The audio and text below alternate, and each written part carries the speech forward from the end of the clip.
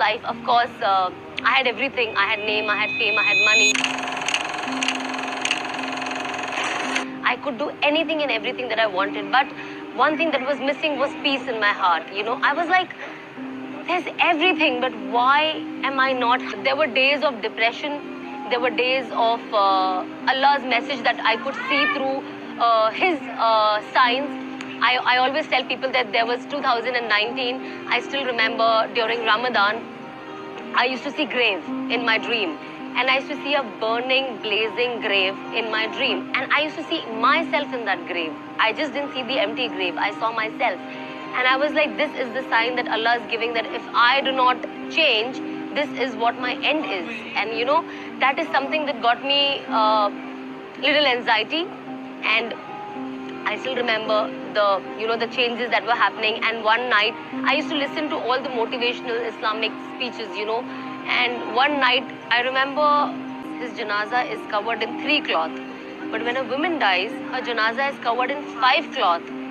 And what was the moral of the story of that? It's like because Allah doesn't like even a dead woman's body where people can see her shape. And also, even if you're dead, Allah covers your head, the women. And it was so beautifully written that you don't want your last day to be the first day of your hijab. And that is something that touched me so deep.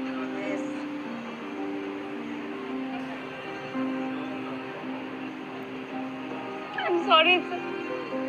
Next morning I remember I woke up and I'm like, that was my birthday. And I'm like, I bought a lot of scarves before, I just bought the scarves. And then I remember I got up the next morning, I put this cap inside, I wore the scarf, and I'm like, I will inshallah never remove this ever again. And I'm very happy that, I always wanted to do Hajj. But I'm so glad that Allah chose this year for me, because I used to come for Umrah before, when I was not changed. And I used to do Umrah, I used to wear the hijab here, and I used to go back home and I used to remove it.